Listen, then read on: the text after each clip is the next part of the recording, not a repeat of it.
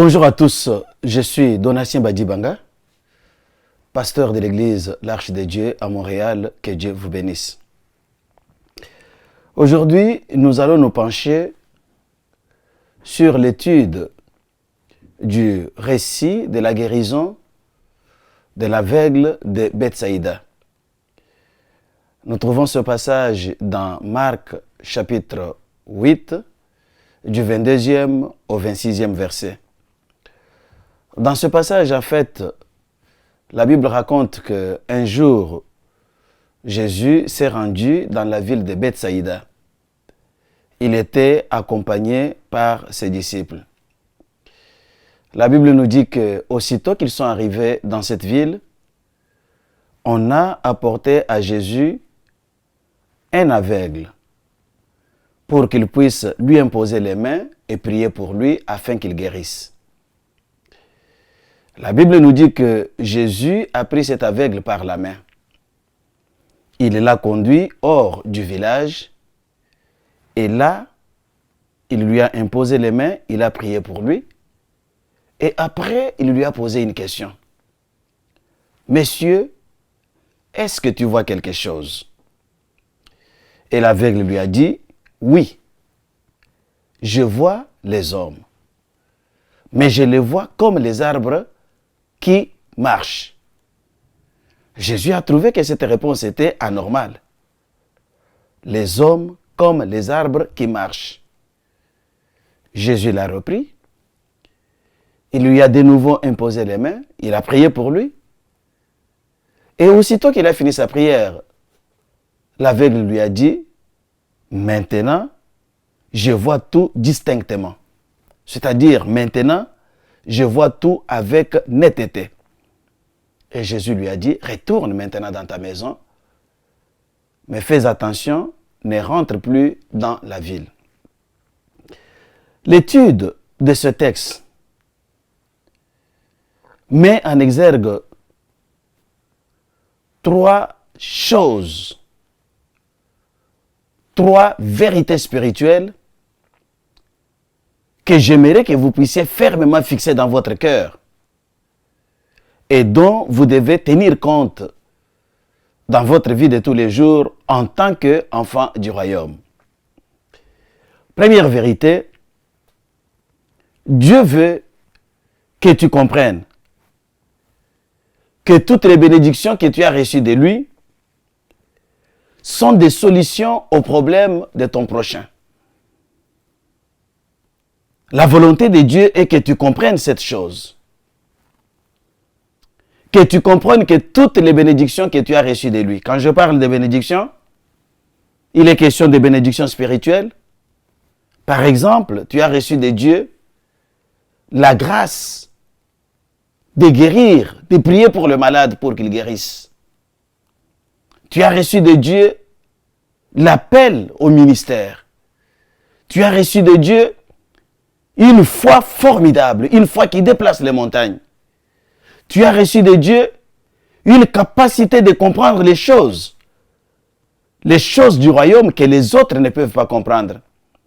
Dieu veut que ces grâces et ces dons que tu as reçus de lui servent de solutions aux problèmes de quelqu'un d'autre.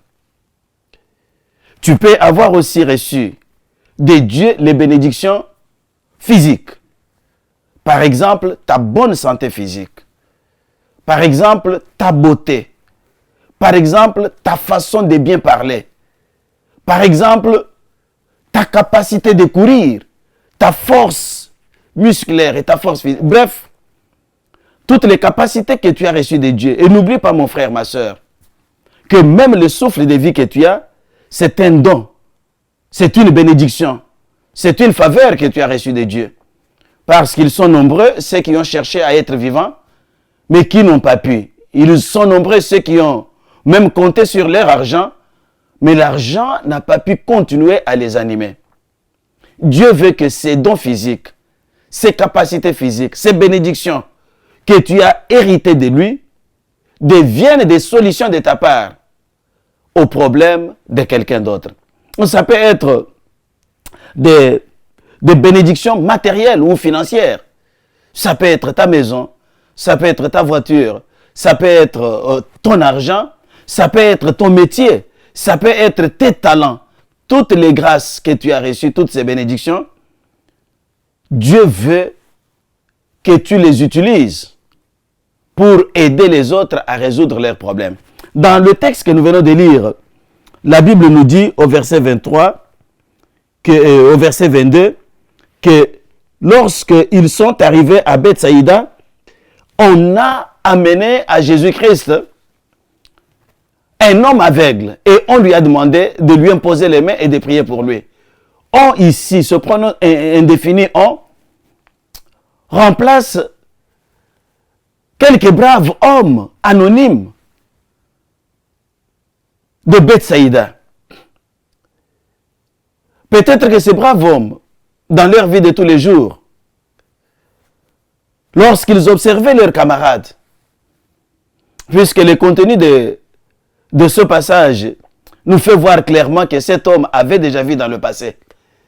Et lorsque ses amis l'observent, ils ont été émus de compassion du fond de leur cœur pour lui. Peut-être que jour après jour, ils se demandaient, mais qu'est-ce qu'on peut faire pour que notre ami recouvre la vue et qu'il prenne soin de sa famille, de ses enfants, ainsi que de la communauté. Mais ils étaient incapables de lui ouvrir les yeux. Ils étaient incapables de le guérir de sa cécité.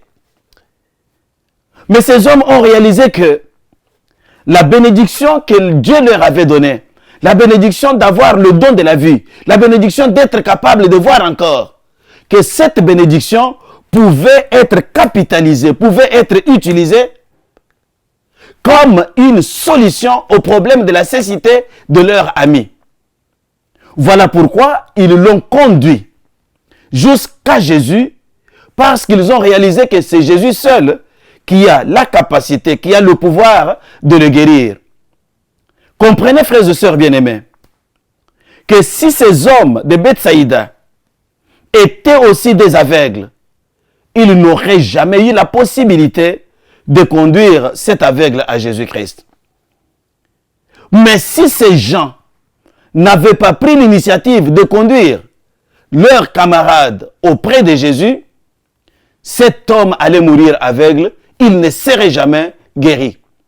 Voilà pourquoi, voilà comment ils ont utilisé leur bénédiction physique, qui était le don de la vue, pour trouver solution au problème de leur ami. Et ce texte fait écho à un autre texte que j'aime beaucoup, à un autre récit qui est très très édifiant, que nous retrouvons aussi dans Marc chapitre 2. C'est le récit de 4 amis du paralytique.